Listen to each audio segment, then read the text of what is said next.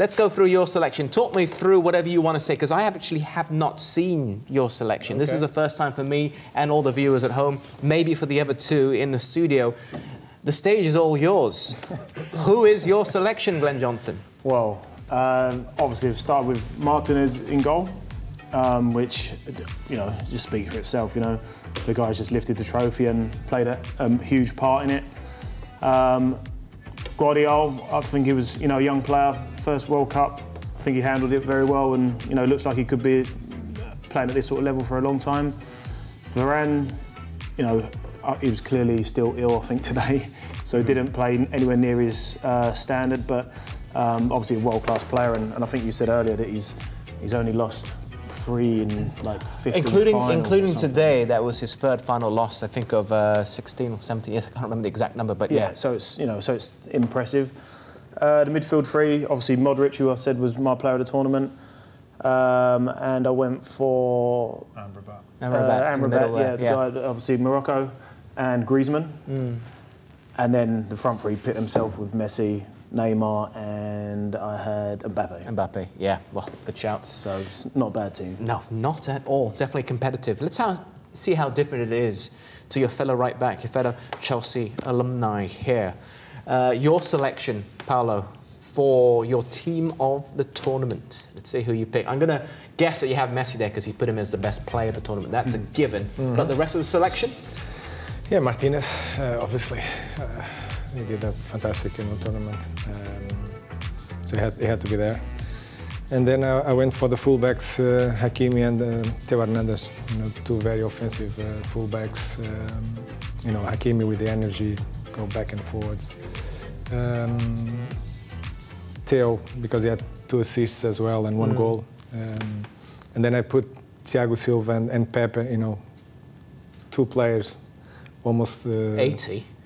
Touching almost touching 40s, and they still look playing at this level. Combined age of almost 80. Pepe is still, you know, like he managed even to score a goal as well in this tournament. But they are those players that they keep look after themselves well. You know, they still there, giving everything and playing at the highest level. So and then I went for a midfield, you know, with Modric, Messi, and Griezmann. You know, like a strong midfield there. You know, top players. You've just given me PSG. Almost. You've almost given me PSG. I put Giroud there, you know, with Mbappe and Neymar, because he's so underrated, but he's still a player that can still score goals, and And in this tournament, he broke the record of Henry. So yeah, true. You always wearing a white shirt and a black jacket as you are in the picture and as you are right now. Is that the go-to? Yeah. It's the go-to Paulo Ferreira look. And we come to the most casually dressed man in the studio because he had an event earlier. That's the only reason why. He's wearing some official merchandise, though, we should add. So he's repping the tournament. David James, your selection for your team of the tournament.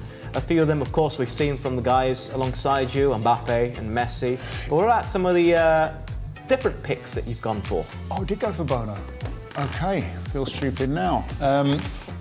Yeah, Martinez and Bono was a very difficult choice, and I was trying to work out what Martinez. I mean, when we watched the final, it should have been obvious, but I thought with Bono getting that Moroccan side, or helping get that Morocco side, the amount of saves and stuff that he was doing just slightly trumped Martinez, but that again pre-final. Mazwari and Hakimi and Saiz. I mean, this was the best defence in the World Cup finals, I think, up until obviously the semi-final. And yes, Pepe, and I agree, everyone else that's been mentioned was superb. I thought Varane has been superb for France. But these 3 guys, they basically held that defence together. 1 game too many, or 2 games too many, given the fourth place playoff. Germani, again, young player, I thought had been exceptional up until the final. Modric, like everybody, not necessarily with assists or goals, but just kept that Croatian midfield intact. The Paul, Messi's minder, that's why he stood behind Messi in this as well. Now I've gone for Mbappe and Messi up top, rather than having Neymar in there and Messi dropping down because I think Messi's influence on the game was always in that final third rather than the midfield. He wasn't picking up balls and running at teams as often as he was just picking up balls and scoring goals. And Giroud, who, yeah, broke records. I'm looking at that team now and just thinking, why couldn't half of them play better in the final? Yeah. OK.